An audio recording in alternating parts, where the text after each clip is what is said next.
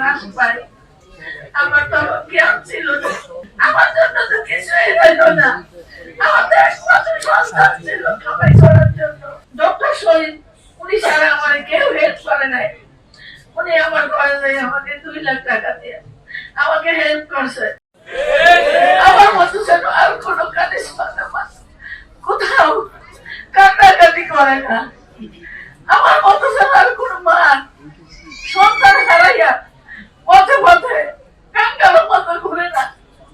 এমন একটা মানুষ চাই যে গরিব দুঃখী অনাহারে মুখে একটু দাঁড়া পানি দিবে, দেশটা একটু সুন্দর করবে, শহীদকে পুনর্বাসন দিবে। আমার ছেলের তো শহীদ সনদটাই এখনো হলো না।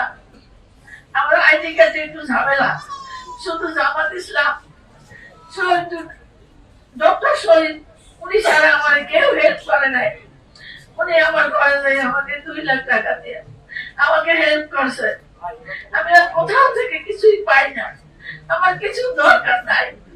আর যেন তোর মার সন্তান না হইয়া যায়, আর যেন তোর মার মুখ খালি না হয়।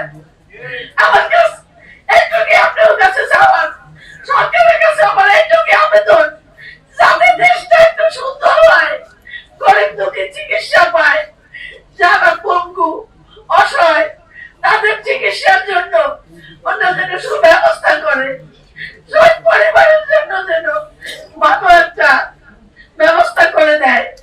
বাংলাদেশ সরকারের কাছে আমার একটুকে দাবি, আমি আর কিছুই চাই না, আমি আর কিছুই চাই না। আমার মতো যেন আর কেন হারা না হয়।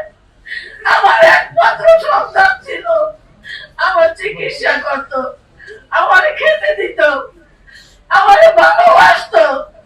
আমার জন্য আমার ছেলেটা বিয়েও করে নাই। বাংলাদেশের জন্য সবাই বাংলাদেশের জন্য যুদ্ধ করে। আম্মু আমি কেন ঘরে বসে থাকবো? আম্মু আমি, তুমি তো আমার একমাত্র সন্তান। আম্মু বাংলাদেশের সন্তান সবই আপনার। আপনি যে মা, আমার ছেলে যে চলে গেল 5ই আগস্টে, আর ফিরে আসলো না। আমি ঢাকা মেডিকেলে 2-3 দিন ঘুরে ঘুরে ঢাকা মেডিকেলে যাই লাশ পাই। আমার তো জ্ঞান ছিল না, পুরো গোরস্থানে আমি শুয়েছিলাম, আমি কোন সারা পাই নাই। এবার ডাক্তার আমাকে বললো, আপনি কাগজপত্র ব্যবস্থা করেন, জামাত ইসলামের সাথে যোগাযোগ করেন।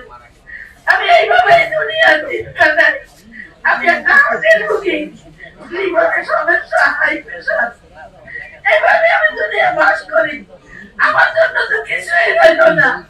আমার তো একমাত্র সন্তান ছিল কামাই করার জন্য, একমাত্র ছেলে ছিল।